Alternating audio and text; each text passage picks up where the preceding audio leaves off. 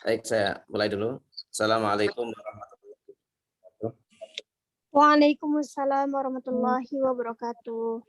Bismillahirrahmanirrahim. Alhamdulillahirabbil alamin wa bihi nasta'in ala umuri dunya waddin wassalatu wassalamu ala asyrafil mursalin sayyidina maulana Muhammadin wa ala alihi wa sahbihi ajma'in.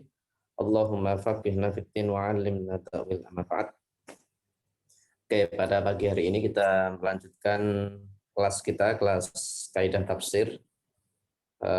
Pada pagi ini kita akan membahas tentang kaidah-kaidah am dan khas dalam Al-Quran. Ya, sebenarnya ini kaidah yang umum dalam fikih, usul fikih ada, dalam ulumul Quran juga ada. Oke, baik, langsung saja, sudah siap ya. Ini ada siap. Oke, langsung saja saya serahkan kepada presentator untuk menyampaikan. Nanti lanjutkan dengan diskusi seperti biasa. Silakan. Ya, Assalamualaikum warahmatullahi wabarakatuh. Selamat pagi teman-teman. Semoga makin semangat ya. Kali ini kita akan mempresentasikan kaidah-kaidah al-am dan al-khas dalam Al-Quran. Di sini terdiri dari saya sendiri, yaitu Kurin Fitriani. Yang kedua ada Masyrifah, rekan saya. Lalu yang ketiga ada Nafa Awalia Zulfareza. Baik, lanjut kita mulai dari pengertian.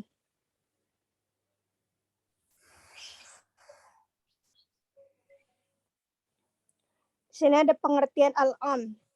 Al-am secara harfiah artinya asyamil, yaitu sesuatu yang mencakup banyak hal. Dari segi istilah adalah ma yastagriqu jami'a ma yasluhu lahu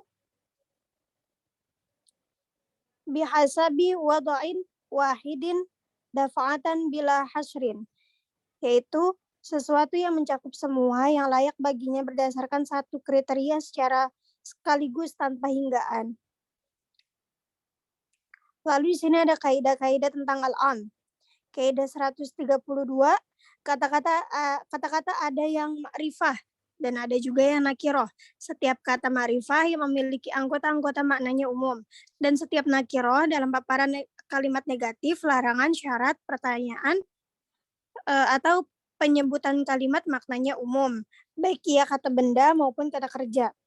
Adapun bentuk-bentuknya berdasarkan maknanya akan dibahas setelah ini. Yang pertama, di sini ada setiap kata benda ma'rifah yang memiliki anggota-anggota maknanya umum. Kaidah ini mengecualikan semua kata benda yang tidak memiliki anggota-anggota seperti nama pribadi misalnya Muhammad, karena kata itu menunjukkan keumuman makna yang menyeluruh terhadap bagian-bagiannya. Di antara kita benda yang bermakna umum yang termasuk ke dalam pernyataan ini adalah A.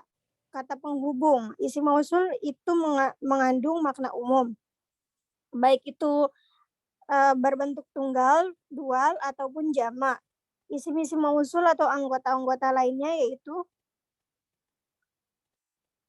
yang pertama di sini ada allazi dan allati dan turunannya. Tunggalnya muzakarnya allazi, muannasnya allati. Dualnya muzakarnya allazani, muannasnya allatani. Jamak muzakarnya allazina atau allai. Muannasnya allati dan allai. Untuk yang berakal ataupun tidak berakal juga boleh untuk jamak muannas. Dengan catatan allazi ada kalanya bermakna allazina. Misalnya Quran surat Al-Ahqaf ayat 17. Wallazi qala liwalidayhi uffil lakuma, yang artinya dan orang yang berkata kepada dua orang ibu bapaknya. Lalu di sini ada contoh selanjutnya, man, siapa, mencakup untuk muzakkar, muannas, tunggal, dual, dan jamak, dan kebanyakan digunakan untuk berilmu ataupun berakal. Lalu contoh berikutnya ada ma, yang mengandung arti apa, kebanyakan digunakan untuk yang bukan berakal. Alif lam digunakan untuk yang berakal dan bukan berakal, dan masuk ke dalam isim-isim fa'il atau isim-isim maf'ul. Ada pula za, juga digunakan untuk yang berakal dan bukan berakal. Syaratnya ia merupakan isim mausul adalah dimasuki oleh atau a, kata tanya. Lalu di sini ada I.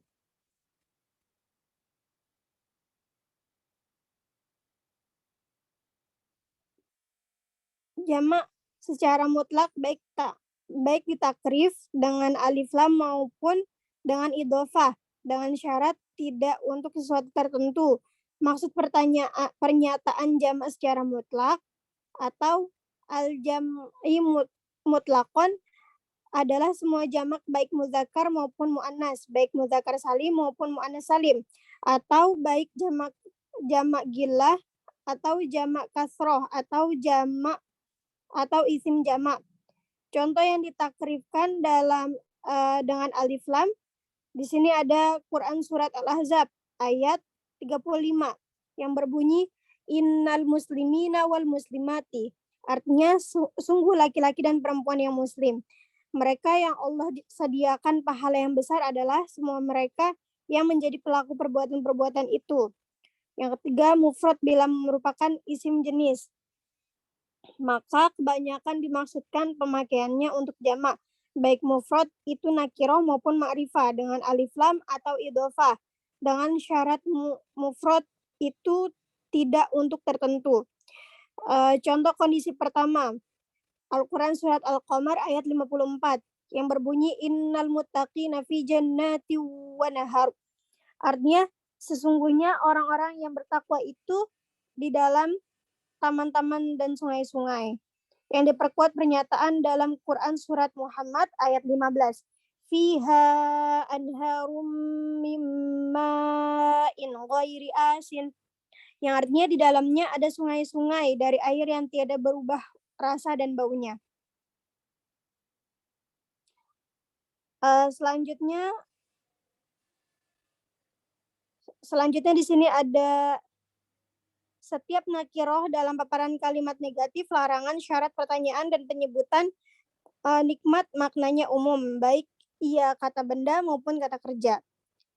Ke dalam anak kaidah ini termasuk semua yang menunjukkan makna umum yang berbentuk nakiroh secara mutlak, bukan hanya bentuk tertentu seperti nakiroh dalam paparan kalimat negatif, larangan, syarat, atau pertanyaan.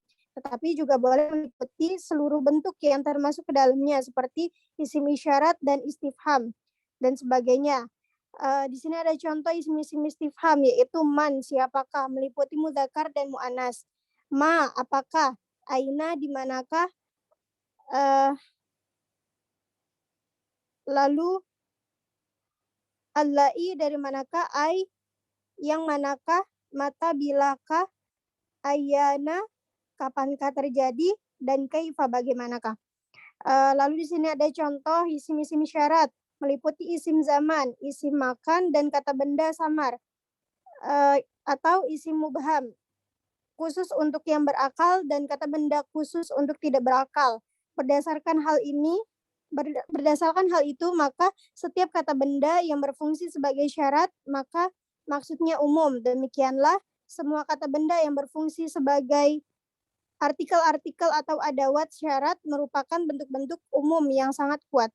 Artikel-artikel itu adalah man untuk muzakkar dan muannas. Sedangkan ma untuk apa, ai yang mana, mata bila, aina di mana, haitsu di mana, kapan, kaifa bagaimana, iza bila,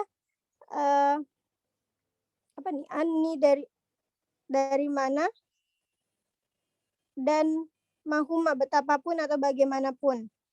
Lanjut yang kullu dan bentuk-bentuk serupa yang sejenis lainnya yang bermakna umum.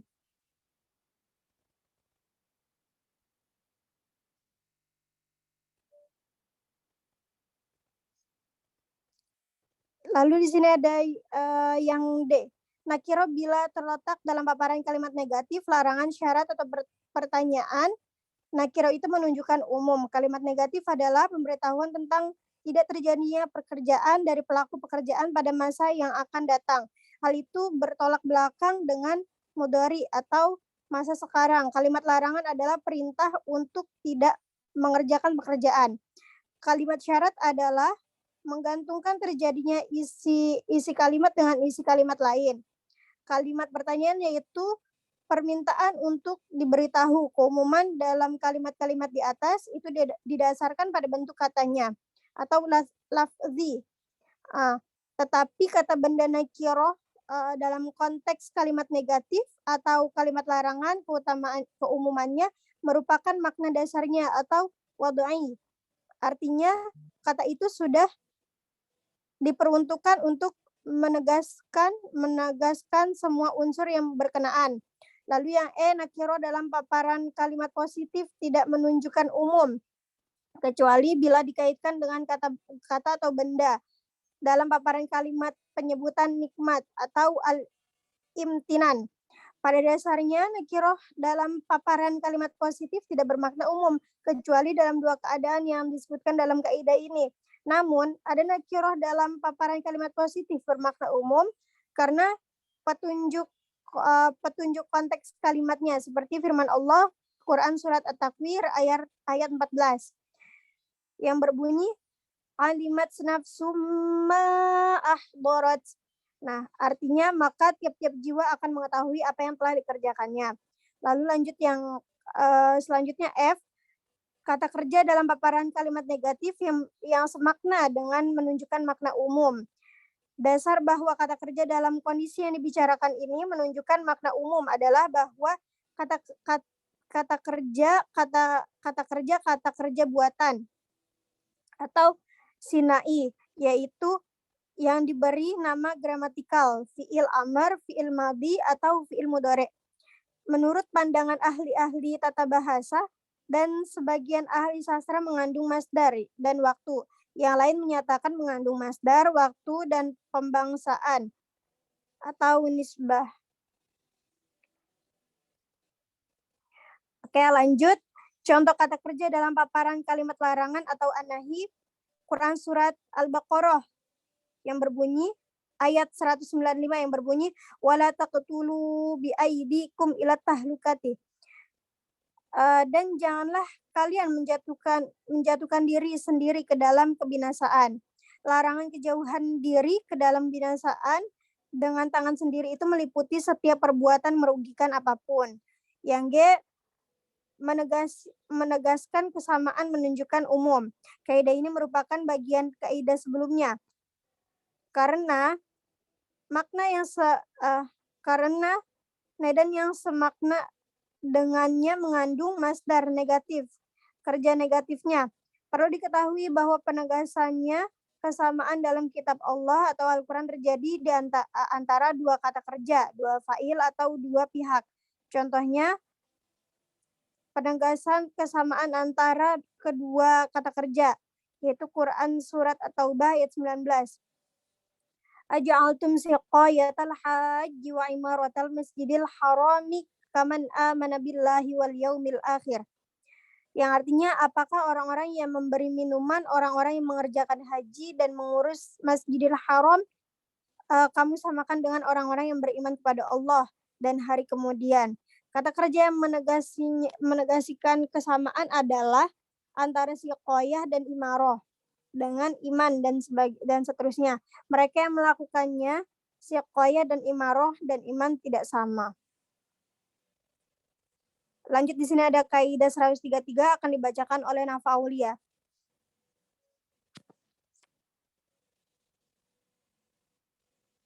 Waktu dan tempat saya persilakan. Nafa. Baik, terima kasih Fitri.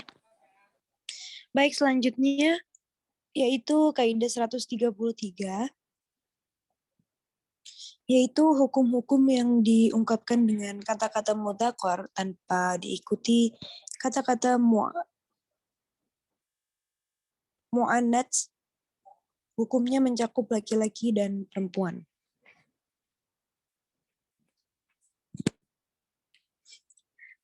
Jamak dari segi penunjukannya kepada mudzakkar atau muannats terbagi menjadi 4 bagian.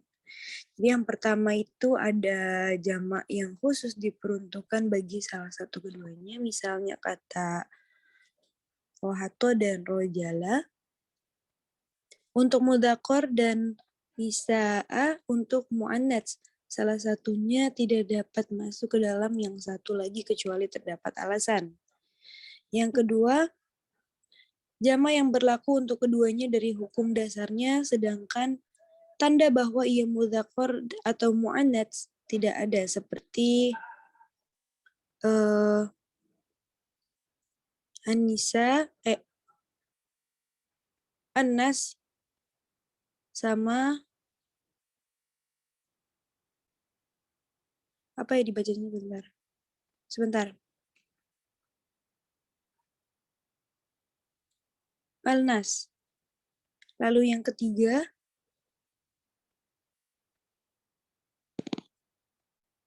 jama yang mencakup keduanya dari hukum dasarnya dan tidak dikhususkan untuk salah satunya kecuali terdapat penjelasannya. Man dan ma misalnya. Lalu yang keempat, jama yang digunakan dengan tanda ta'nits pada muannats dan tanpa tanda itu pada mudzakkar. Itu adalah jama mudzakkar salim, seperti musallamain untuk mudzakkar dan musallama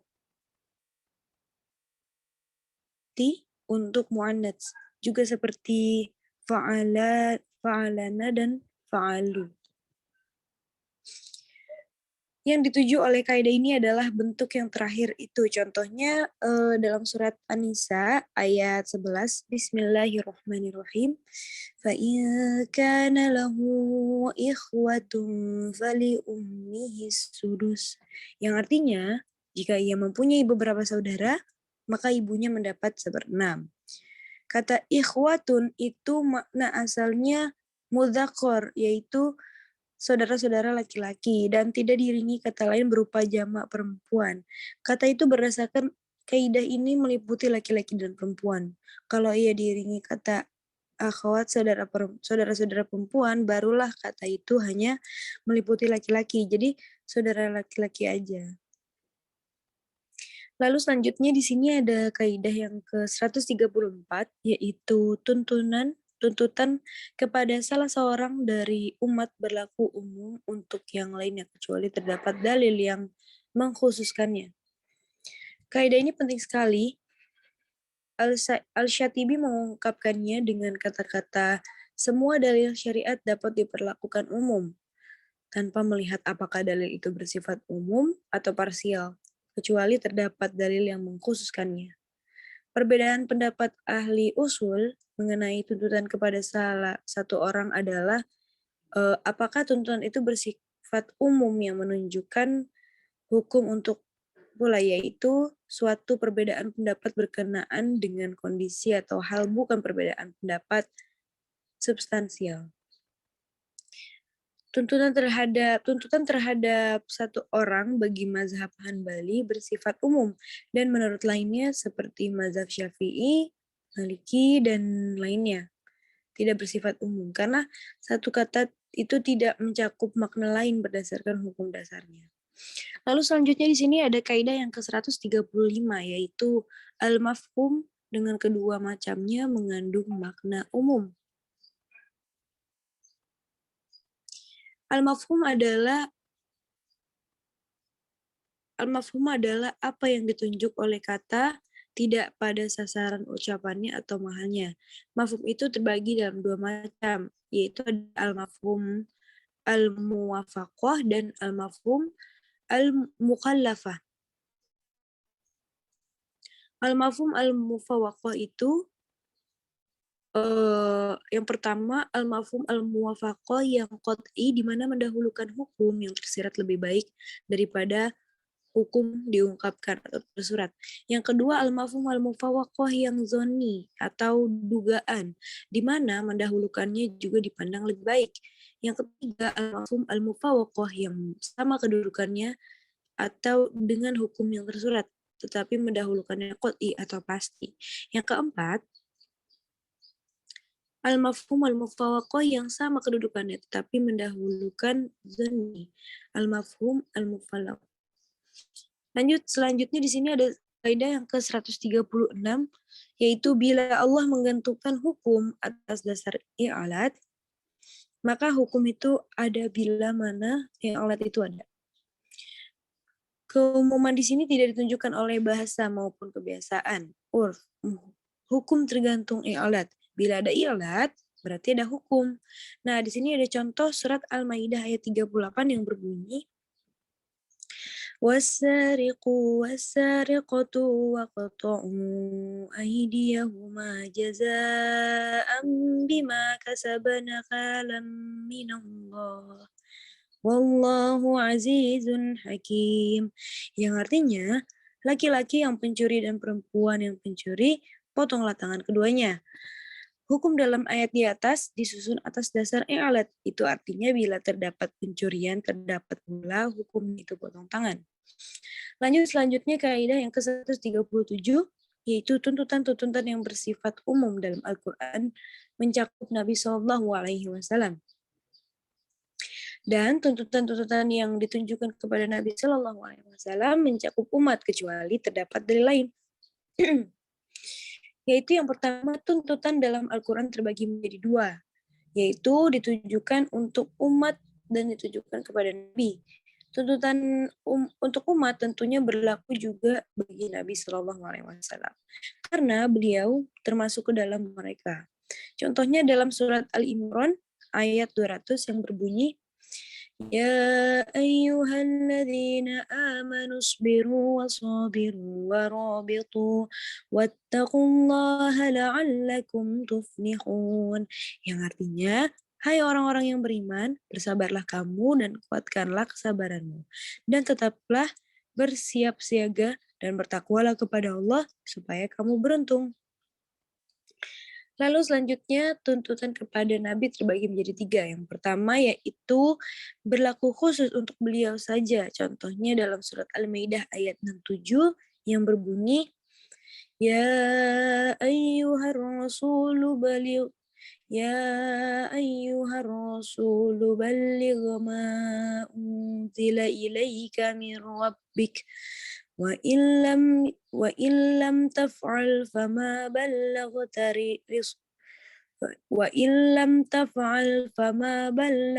risalatah wallahu ya'simuka minan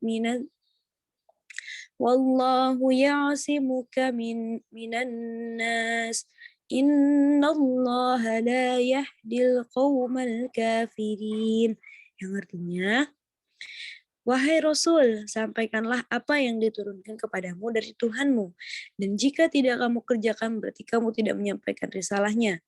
Jika kamu tidak kerjakan, berarti kamu tidak menyampaikan risalahnya. Menjadi penunjuk bahwa perintah hanya ditujukan kepada Nabi Shallallahu Alaihi Wasallam. Lalu selanjutnya yang kedua berlaku umum bila terdapat dalil atau penunjuk untuk umum.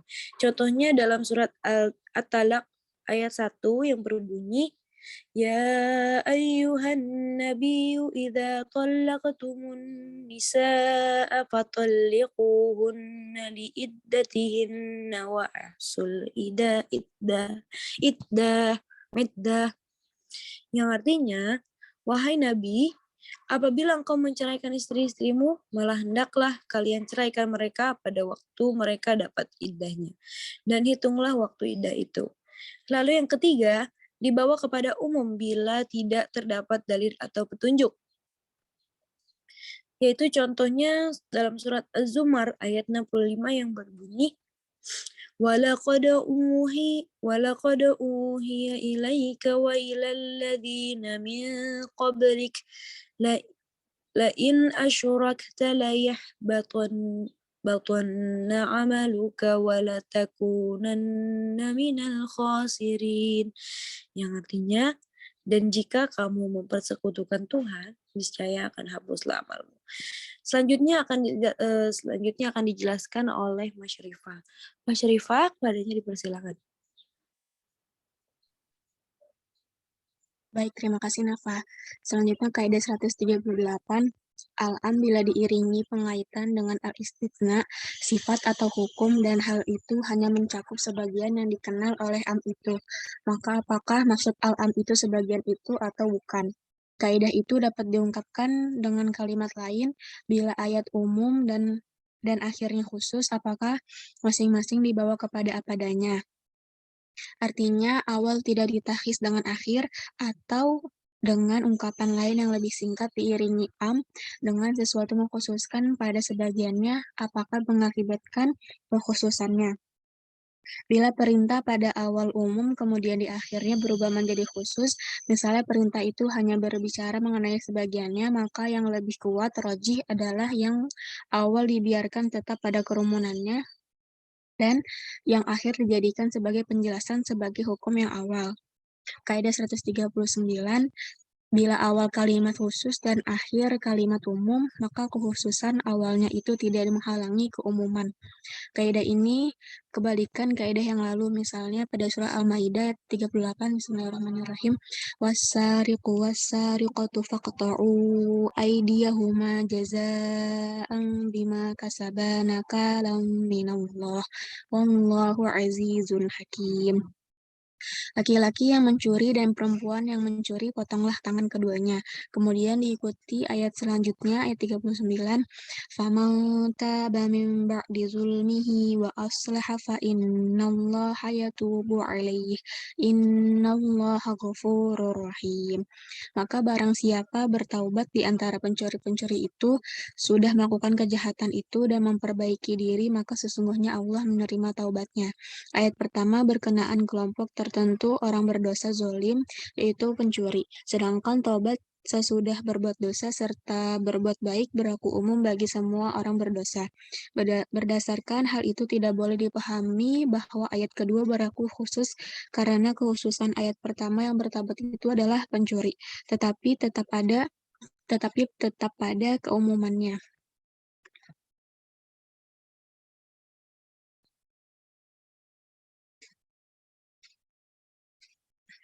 Kaidah 140.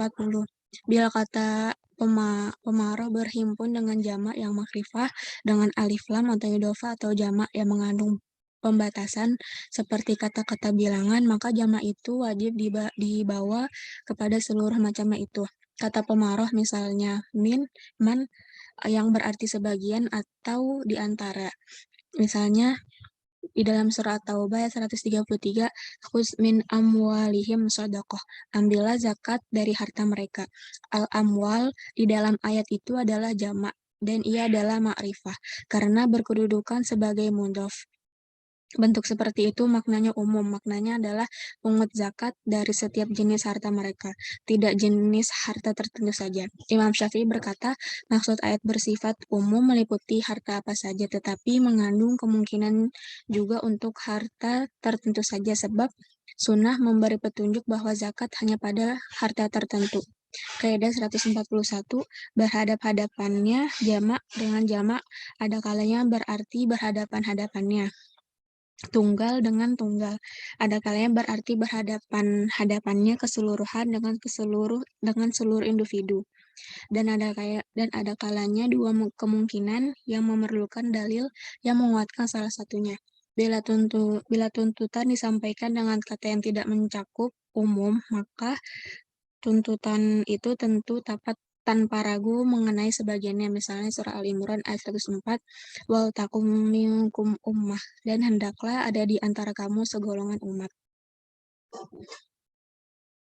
Atau surah At-Taubah ayat 122, falaula nafaru min kulli firqatin minhum ta'ifah. Mengapa tidak pergi dari tiap-tiap golongan di antara mereka? Kedua ayat itu sapaannya tidak ditunjukkan kepada seluruh sasarannya. Karena itu maknanya adalah sebagian yang berarti bahwa yang berkewajiban dakwah dan jihad bukan seluruh umat tetapi sebagian pernyataan kita. Berhadap-hadapannya jamak dengan jamak ada kalanya berhadap-hadapannya tunggal dengan tunggal. Maksudnya setiap individu berhadap-hadapan dan berkaitan dengan individu lain, tidak berkaitan dengan kesemuanya. Dan pernyataan kita ada kalanya berarti berhadap-hadapannya keseluruhan dengan setiap individu. Misalnya kalimat, kerjakanlah oleh kalian kebaikan-kebaikan. Maknanya adalah semua individu mereka diperintahkan mengerjakan apa saja yang baik. Sedangkan bagian ketiga kaidah ini adalah yang mengandung alternatif muhtamal, karena itu memerlukan petunjuk-petunjuk yang memperkuatnya. Yang pertama, contoh-contoh berhadap-hadapannya jamak dengan jamak ada kalanya berarti berhadap-hadapannya tunggal dengan tunggal. Ada dalam surah Nuh ayat 7, wa inni kullama da'awtuhum litaghfira lahum ja'alu asabi'ahum fi adhanihim wastaghshaw siyabahum. Artinya mereka memasukkan anak jari mereka ke dalam telinganya dan berkelun dengan baju mereka. Setiap mereka memasukkan satu ujung jari mereka ke dalam telinga mereka dan berkerumun dengan pakaian masing-masing. Yang kedua ada contoh yang mengandung dua kemungkinan yang memerlukan dalil lain yang menguatkan salah satunya. Dalam surat At-Taubah ayat 60, innamas shadaqatu lil fuqara. Sesungguhnya zakat itu hanyalah untuk orang-orang fakir. Selanjutnya pengertian al-khos. Al-khos secara etimologis adalah antonim al-am, umum yaitu sesuatu yang tersendiri, lain dari yang lain atau al-munfarid. Definisinya secara terminologis adalah semua kata yang digunakan untuk makna tertentu secara sendiri. Takhsis adalah membatasi yang umum pada sebagian dari individunya karena adanya petunjuk yang menunjukkan demikian. Yang terakhir ada kaidah khos, kaidah 150, bila syarat pengecualian sifat, batasan, atau penunjukan dengan zalika terdapat setelah kata-kata dan kalimat-kalimat yang bersambungan, semuanya kembali kepada keseluruhan itu, kecuali ada indikasi lain. Berikut adalah faktor-faktor yang membuat khusus yang umum. Ada 5. Yang pertama, pernyataan kita syarat maksud syarat segi bahasa yaitu kata-kata pengkhusus yang bersambung dengan yang diberi pensyaratan. Yang kedua, pensyaratan kita pengecualian yang dimaksud adalah ucapan yang memiliki suatu bentuk tertentu yang bersambung dengannya, yang menunjukkan bahwa yang disebutkan bersamanya itu bukanlah yang dimaksud dengan pernyataan pertama. Yang ketiga, pernyataan kita sifat. Maka yang dimaksud dengan sifat di sini adalah sifat maknawi, bukan semata-mata sifat yang dikenal dalam kalangan ahli-ahli ilmu nahu, sedangkan maknanya adalah pengkhususan. Yang keempat, pernyataan kita batasan adalah ujung yang dikehendaki bagi sesuatu karena adanya hukum sebelumnya dan setelah ujung itu tidak ada lagi hukum. Yang terakhir ada pernyataan kita penunjukan dengan itu jelas contoh taksis dengan penunjukan dengan itu.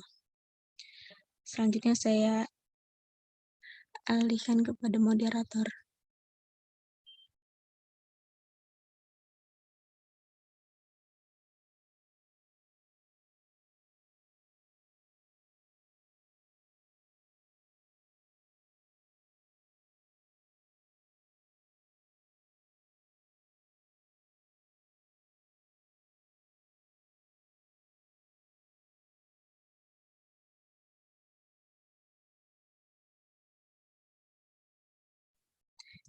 Teman-teman, ada yang ingin bertanya atau menambahkan? Dipersilahkan.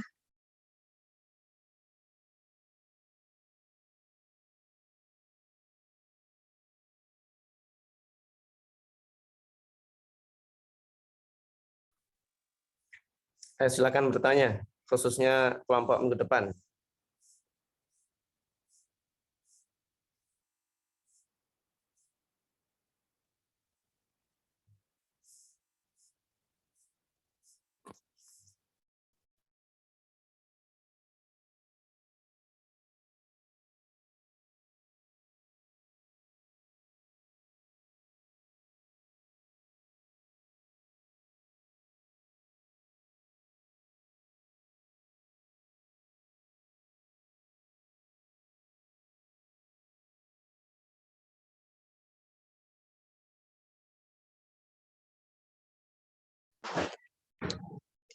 Sini ada pertanyaan dari Neng Zenit. Saya izin membacakan ya, Pak. Kata alladzina termasuk kategori am karena itu termasuk isi mausul. Jika ada kalimat setelah alladzina, misalnya alladzina amanu, apakah ada perubahan atau tidak posisi alladzina pada kalimat tersebut? Sebentar ya, Pak. Sebentar, teman-teman.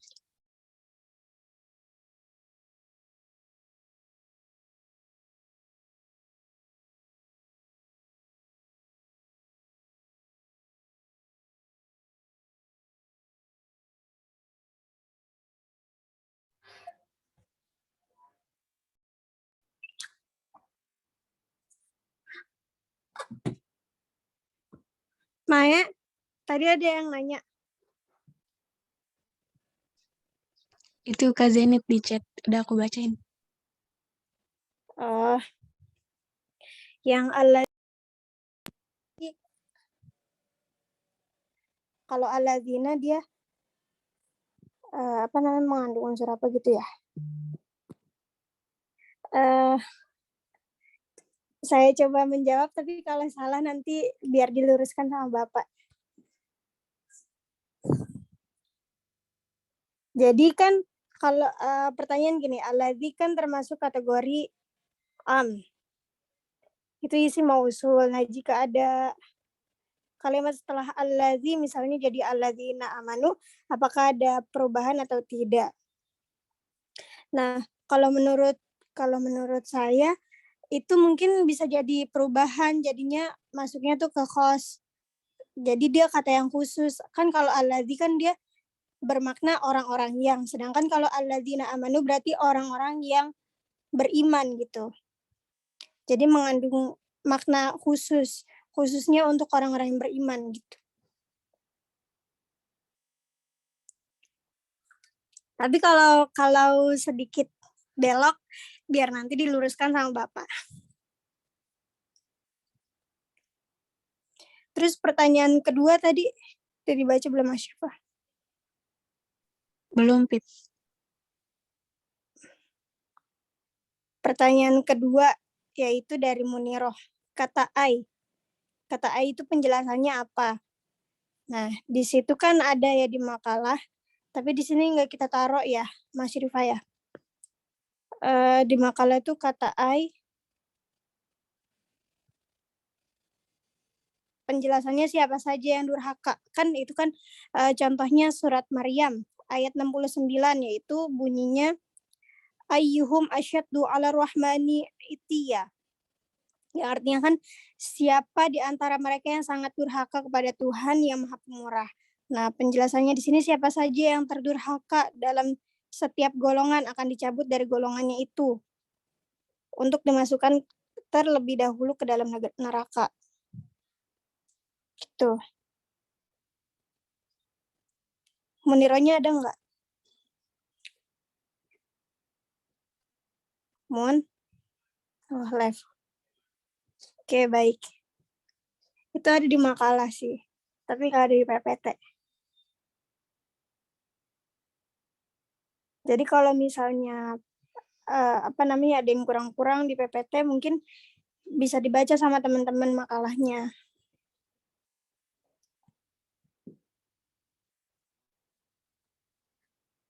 Baik, Pak, mungkin itu 2 pertanyaan dari teman-teman kita.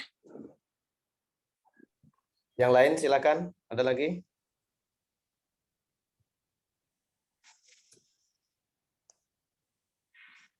Sudah pada paham semua atau belum paham ini?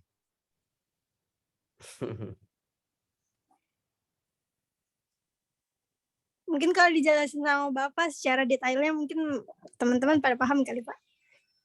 Oke. Baik. Baik, sebelum masuk ya, saya pengen tahu dulu deh, kenalan dulu sama presentator hari ini. Ada 3 orang tadi ya. Pertama Kurnia ya. Kurnia dari mana asalnya Kurnia? Saya dari Jakarta Utara, Pak. Jakarta Utara. Sebelum di IGI di mana? Di Asidikia. Oh, Asidikia. Asidikia. Oke. Terus yang kedua tadi siapa tadi? Mas Syifah. Mas Rifah ya. Mas Rifah dari mana asalnya Mas Rifah? Saya dari Jakarta Selatan, Pak. Jakarta Selatan, deket dong. Iya, lumayan. Dulunya di mana sebelum di IGI? Di Al-Ihsan, Al Ihsan itu mana? di Kebagusan. Oh, iya. Oke, satu lagi siapa tadi? Nafa Awalia. Oke. Apa Awalia? Mana nih? Dari mana asalnya? Mana orangnya? Oh, izin dulu Pak orangnya. Dia dari Jakarta Timur, Oke, Pak. Jakarta Timur. Berarti orang Jakarta semua ya? Atau emang ini janjian ya? Enggak, Pak, kebetulan. Kebetulan. Oke, baik. Tema am dan khos itu sebenarnya familiar sekali, populer. Kalau kalian belajar ulumul Quran dulu, ya di semester berapa ya? Mungkin ketemu juga bahasan am dan khos. Kalian belajar usul fikih itu ketemu juga am dan khos. Sederhananya kan gini ya, sederhananya. Yang namanya kata itu ya ada yang bersifat umum, ada yang bersifat khusus. Nah, itu sederhananya.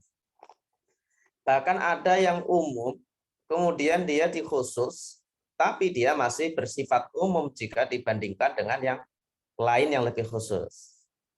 Gitu ya. Misalnya makhluk, itu kan umum sekali ya, makhluk. Ya. Tapi kalau spesifik ke manusia, nah itu kan berarti sudah khusus. Ya. Tapi manusia dibandingkan dengan laki-laki dan perempuan, nah, lebih umum ya, daripada misalnya makhluk manusia yang laki. Nah, itu kan lebih khusus lagi. Atau manusia yang beriman tadi itu lebih khusus lagi dibandingkan dengan hanya manusia. Gitu. Nah, itu saya kira dalam bahasa apapun itu ada ya, dalam bahasa apapun. Oke. Nah, ini nanti hubungannya dengan apa sih pentingnya kita membahas seperti ini ya. Pentingnya itu kalau di fikih ya, terutama ya, di fikih itu sangat penting untuk menunjukkan tertuju kepada siapa sebuah nas atau Quran ya, atau Quran itu tertuju kepada siapa? Apakah dia tertuju kepada untuk umum atau hanya untuk nabi misalnya? Nah, yang diturunkan nabi, tetapi kadang-kadang itu untuk umum ya. Nah, nanti akan ada kaidah dan ini sangat populer. Al-umum al-ibrah bi umumil lafzi la bi khususis sabab. Ya, gitu. Al-ibrah bi umumil lafzi la bi khususis sabab. Yang dianggap atau yang dipakai itu adalah keumuman kata redaksi. Bukan kekhususan sabab. Sababnya boleh khusus. Sebuah ayat turun kepada seseorang sahabat gitu ya. Tapi berlakunya itu bisa untuk umum. Gitu. Bahkan ada yang secara redaksi tertuju kepada nabi, tapi ternyata itu untuk umum. Misalnya begini. Ayat tentang tahajud. Wa minal laili fatahajjat bihi nafilatan laka asa ayyab'atsaka rabbuka maqaman mahmuda. Itu secara redaksi tertuju kepada nabi. Ya, dan dari malam maka bertahajudlah wahai Rasul ya. Tetapi itu berlaku untuk umum, artinya untuk kita juga bisa manusia. Gitu. Maka banyak nanti ya redaksi-redaksi itu yang kemudian ditarik secara umum meskipun dia kesannya khusus ya, meskipun ada juga yang sebaliknya gitu ya, ada juga yang sebaliknya, dia lafalnya umum tapi dimaksudkan khusus, ada yang khusus dimaksudkan umum, itu ada. Lagi-lagi itu tergantung kepada siyakul kalam kalau dalam bahasa Arabnya itu melihat konteks ya, melihat konteksnya seperti apa ketika ayat tersebut turun. Oke. Nah, kemudian lagi ini hukum-hukum umumnya dulu ya. Yang namanya kata umum, seumum-umumnya kata ya, itu akan ada taksisnya ya. Seumum-umumnya kata ya, sebebas-bebasnya kata tentu ada batasannya. Artinya ada taksisnya. Gitu ya. Bisa jadi taksisnya atau khosnya, pengkhususnya ya, itu bisa jadi dia nempel di situ. Bisa jadi nempel di yang lain. Bisa jadi ada di hadis. Ya, bisa jadi ada di mana lagi ya? Keadaan ya, konteks. Nah, itu apa? Umumnya seperti itu. Ya, saya kasih contoh misalnya. Ketika nah ini nanti yang dipakai oleh orang-orang yang suka membid'ahkan ya. Hadis tentang bid'ah itu apa? Ya, kullu bid'atin dolalah wa kullu dolalatin finnar. semua bid'ah ya dolalah ya wa kullu dolalatin finnar gitu.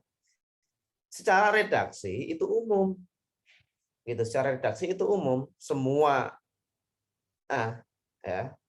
Semua yang baru yaitu sesat kan gitu ya.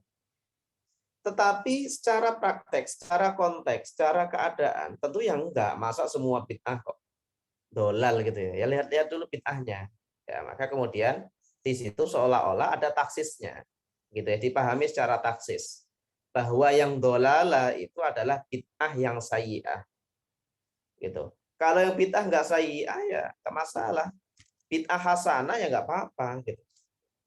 Bid'ah sayyi'ah itu gimana? Misalnya, duhur udah 4 rakaat tambah 1 rakaat jadi 5. Ya, itu sayyi'ah. Tapi kalau bid'ah dalam hal Quran yang awalnya dia tidak dibukukan, kemudian dibukukan, ya tentu itu baik dong. Gitu. Masa itu dianggap buruk, dolalah, kemudian yang lakuin masuk neraka kan? Masa sesat gitu ya. Maka seumum-umumnya kata itu ya ada taksisnya, ya dibatasi. Itu sudah apa kalau dalam bahasa balaghah itu namanya ulima biddarurah, diketahui secara pasti ya, udah menjadi kesepakatan umum gitu ya, semua kata yang umum itu ya seumum-umumnya akan ada batasannya, meskipun pembatasnya itu ya konteks. Contoh misalnya di Quran ada lagi misalnya ketika Nabi Khidir itu ya bersama Nabi Musa, kemudian Nabi Khidir itu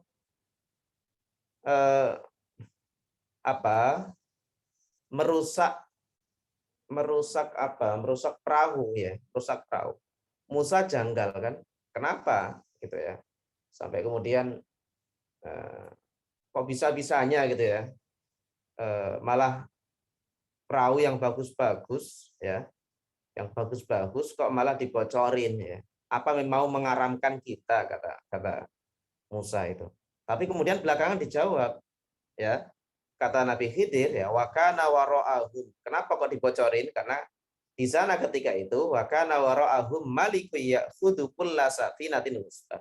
Di sana ada raja ya, yang ya'khudhu kulla safinatin, yang mengambil perahu-perahu secara paksa. Ya, di situ ya'khudhu kulla safinatin. Nah, kalau itu diartikan secara umum, masa iya semua perahu? Lah nyatanya punya Khidir enggak? Gitu. Nah, maka kemudian itu terbatas. Maksudnya ya'khudhu kulla safinatin sholihatin ghusba. Yang mengambil setiap perahu yang bagus-bagus, yang jelek ya enggak. Nah, gitu. Itu pembatas, itu taksis. Tapi tidak muncul. Tapi sudah menjadi ulima biddarurah, semacam kesepakatan bersama bahwa semua kata, seumum-umumnya kata itu akan ada batasannya. Jadi tidak bebas gitu ya umumnya itu. Oke, itu berlaku di dalam hal banyak hal lah, dalam banyak hal. Baik. Nah, kemudian ya, tadi beberapa pertanyaan tadi udah dijawab, udah bagus lah.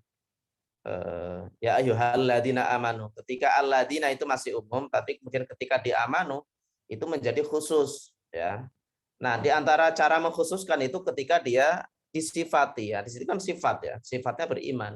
Maka sifat itu mengtasis ya, yang awalnya orang-orang umum ya, kemudian dispesifikkan yang beriman saja. Gitu. Nah, yang beriman ini pun juga bisa jadi nanti ditasis lagi. Beriman yang apa misalnya? Beriman yang sempurna imannya atau istiqomah imannya, bisa jadi seperti itu. Jadi masih bisa ada peluang untuk ditaksis lagi ya. Jadi taksis kemudian ditaksis lagi. Umum dikhususkan kemudian dikhususkan lagi. Ya. Oke. Nah, banyak perangkat tadi dicontohkan beberapa perangkat ya yang menunjukkan umum, meskipun ya tadi ya secara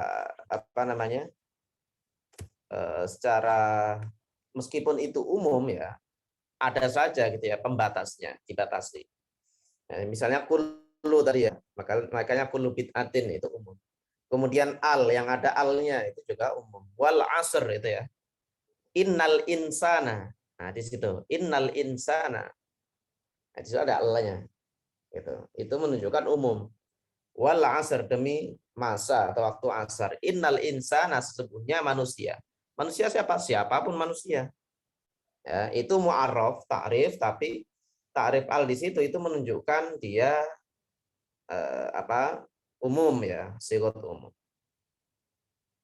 Oke. Nah, kemudian yang berbentuk nafi nahi ya.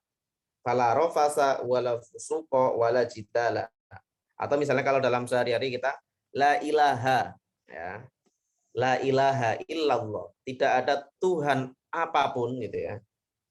Apapun itu berarti semuanya ya, mencakup semuanya, keseluruhan. Allati tadi ya. Isim syarat ya, dan banyak hal nanti. Nah, maka dengan demikian ya, kemudian kalau dia bersifat umum ya, ada umum yang dia masih berada pada keumuman, itu ada ya. Ketika tidak ada pentakhsisnya. Ya, misalnya apa? Hurrimat alaikum ummahatukum. Ya. Itu enggak ada taksisnya, sehingga ummahatukum di situ bersifat umum ya. Diharamkan bagi kalian ibu-ibu kalian, nenek moyang ke atas, sangat umum sekali. Ya ibu, ya nenek, ya pokoknya ke atas gitu. Tapi ada juga am ya, tetapi dimaksudkan khos ya. Misalnya apa? Nah, ini lagi-lagi nanti konteksnya melihatnya. Wa imi yusalli fil mihrabi ya. Dan memanggil malaikat-malaikat ya, dia ya itu berdiri yusalli fil mihrabi, salat di mihrab. Nah, di situ malaikat di situ meskipun bunyinya malaika, tetapi yang dimaksudkan adalah Jibril, sehingga itu khusus. Nah, kayak gitu ya biasa. Contoh lagi misalnya apa yang seperti ini, dia kesannya umum tapi khusus. Kata-kata an-nabiyyu ar-rasulu dalam Al-Qur'an. Ya. Ya ayyuhan nabiyyu, ya ayyuhar rasul. Rasul itu artinya umum sebenarnya. Tetapi dalam Al-Qur'an itu yang dimaksudkan adalah khusus siapa? Nabi Muhammad. Gitu. Ya. Itu am yang dimaksudkan khusus. Lalu ada lagi am yang dimaksus, yang dikhususkan, yang ditaksis tadi ya. Ya walillahi 'alan nasi hijjul baiti man istata'a ilaihi sabila. Nah, di situ awalnya dan karena Allah atau bagi Allah, bagi manusia, di situ manusia masih umum. Apa? Haji, ya diperintahkan haji. Tetapi kemudian ditaksis, dikhususkan dengan kata apa? Man istata'a. Nah, manusia di situ bukan semua manusia, tetapi yang mampu saja yang diwajibkan. Gitu. Nah, itu namanya am yang ditaksis. Nah, taksis nanti ada taksis yang muttasil, ada taksis yang munfasil. Muttasil itu nempel, munfasil itu yang memisah. Gitu ya. Nempel, ya, kalau muttasil, kalau munfasil itu yang memisah. Contoh yang nempel itu misalnya menggunakan istisna atau pengecualian. Ya, ini misalnya tadi wal asri innal insana fi khusrin illa, itu kan nempel. Illa di situ itu pentaksis itu. Ya, awalnya masih umum. Sesungguhnya semua manusia itu rugi kecuali. Nah, kecuali di situ setelahnya adalah pentaksis. Dan taksis itu nempel karena illa itu nempel. Tapi ada juga yang munfasil, dan munfasil ini nanti terpisah, tadi saya contohkan. Bisa jadi di ayat yang lain jauh, bisa jadi ada di hadis, bisa jadi ada di qiyas, bisa jadi ada di ijma misalnya, dan seterusnya. Saya kasih contoh misalnya ya. Misalnya kalau dalam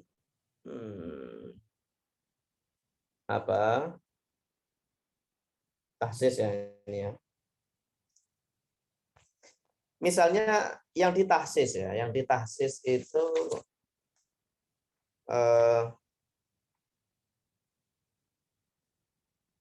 terpisah misalnya ya. Hadis tentang wa ahallallahu al-bai'a wa harramar riba. Ya, itu misalnya, atau misalnya hadis tentang ini ya. tentang azaniyah, ya, tentang pezina. Azaniyatu wazani fajlidu kulla wahidin minhuma mi'ata jaldah. Pezina perempuan dan laki-laki itu dijilid sebanyak 100 jilidan. Nah, itu umum, tapi kemudian ditaksis. Gimana kalau dengan abad, ya, abad atau budak gitu ya, yang melakukannya budak. Nah, kalau budak itu ada nanti pentas, ada keterangan yang lain ya, bahwa dan keterangan itu kias nanti berlakunya, memakai kias. Ya, berlakunya bahwa budak itu separuh. Nah, kalau orang umum itu ada 100, maka budak itu hanya separuh. Gitu ya, 50 saja dijilidnya.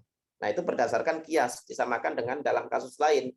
Itu memang kalau untuk budak itu hanya separuh saja. Itu dari orang biasa atau orang merdeka.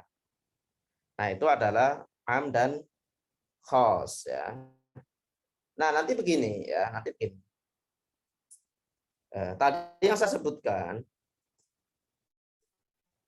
yang saya sebutkan di awal, ada kaidah al-ibrah bi umumil lafzi la bi khusus sabab, bahwa yang dianggap atau yang dipakai adalah yang keumuman lafal, bukan kekhususan sabab. Tapi kemudian ada orang-orang yang tidak sepakat dengan pendapat ini, sehingga dia dibalik malah. Al-ibrah di khususil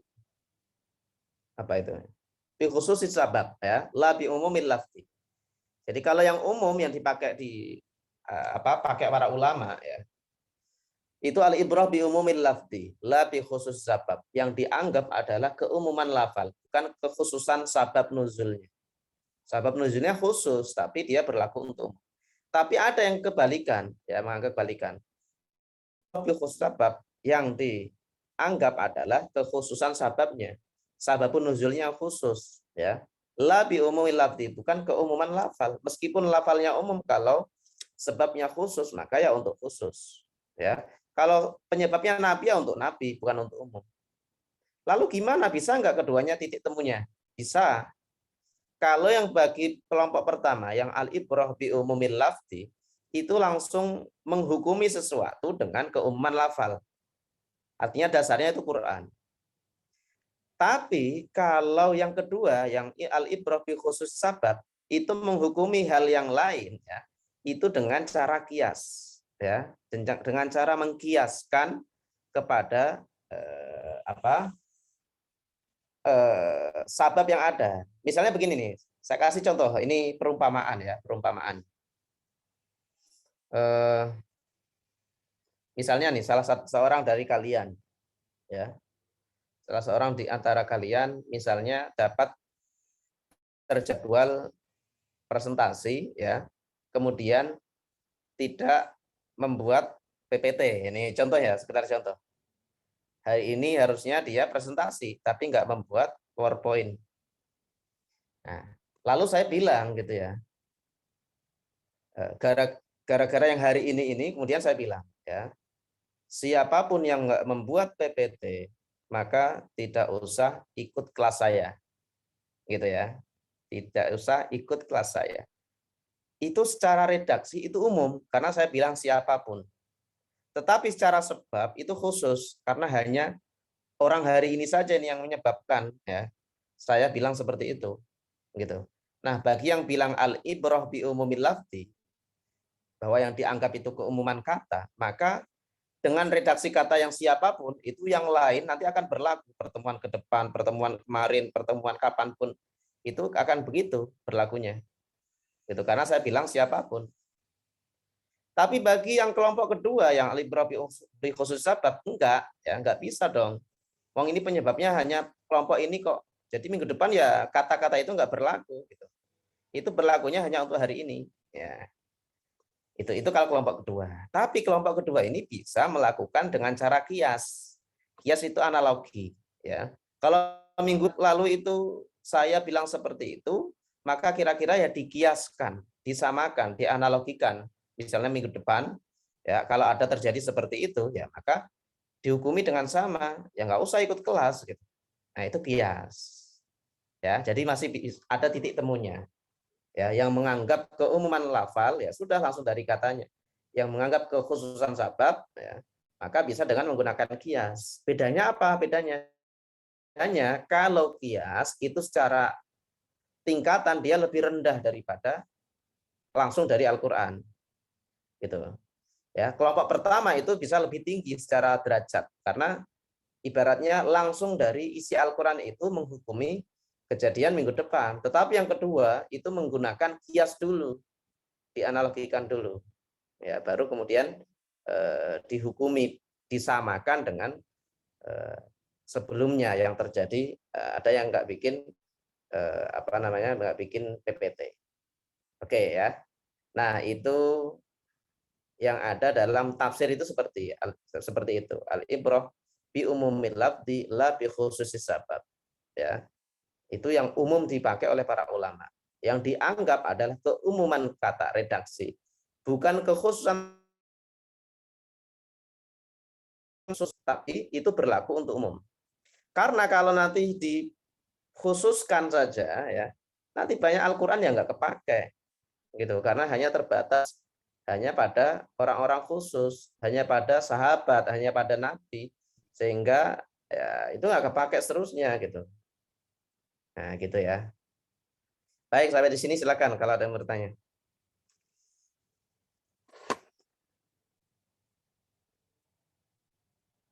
Nah ini gampang saya kira. Baik, teman-teman. Pakai dalam bahasa Indonesia itu bisa. Silakan kalau ada yang bertanya. Baik, teman-teman, ada yang ingin bertanya lagi?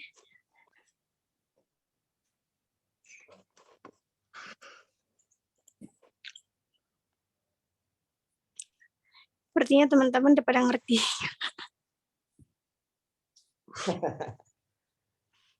Antara dua, antara ngerti atau nggak ngerti atau capek, ngantuk. Oke, ya udahlah. Nanti silakan dipelajari sendiri ya. Pelajari sendiri itu pembahasan amfas itu umum ya. Tadi saya katakan sangat umum dalam ilmu Quran ada, dalam usul fikih ada, dalam tata bahasa bahkan juga ada ya. Ketika kita belajar nahwu ya, itu akan nemu antara nakirah dan makrifat itu juga berkaitan dengan am dan khos. Gitu ya. Jadi banyak. Baik, kalau gitu kita cukupkan saja untuk pertemuan hari ini ya. Kita ketemu minggu depan, silahkan nanti minggu depan disiapkan materinya. Minggu depan kita sudah masuk puasa ya. Oke. Iya. Baik, kita cukupkan untuk pertemuan hari ini. Mari kita tutup dengan bacaan hamdalah. Alhamdulillahirabbil alamin. Subhanakallahumma bihamdika. Assalamualaikum warahmatullahi wabarakatuh. Waalaikumsalam warahmatullahi wabarakatuh. Terima kasih banyak ya Bapak.